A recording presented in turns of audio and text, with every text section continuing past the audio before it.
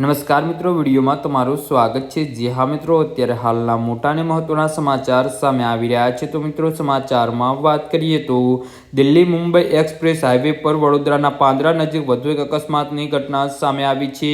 પાદરાના સમલિયા ગામની સીમમાંથી પસાર થતા એક્સપ્રેસ વે પર મોડી રાત્રે એક ઇકો કાર, આઈસર ટ્રક અને લક્ઝરી બસ વચ્ચે એટલો ભયાનક અકસ્માત સર્જાયો હતો કે વાહનના ખુરચે ખુરચા ઉડી ગયા હતા અને આ ત્રિપાંખીય અકસ્માતમાં ઇકો ગાડીમાં સવાર 4 લોકોના કમકમાટી ભર્યા મોત નીપજ્યા છે, જ્યારે અન્ય 5 લોકો લોહીલુહાણ હાલતમાં ગંભીર રીતે ઇજાગ્રસ્ત થયા છે।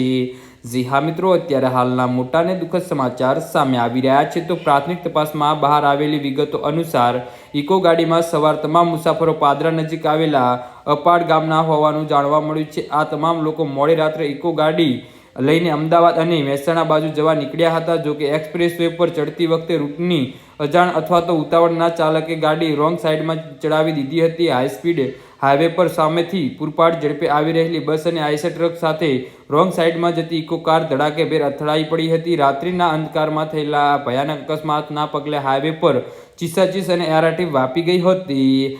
જી હા મિત્રો, તો આના વિશે તમારું શું કહેવું છે તો નીચે અમારી કમેન્ટ બોક્સમાં જરૂરથી જણાવજો અને અમારી યુટ્યુબ ચેનલને સબસ્ક્રાઈબ કરવાની ભૂલતા નહીં। ધન્યવાદ।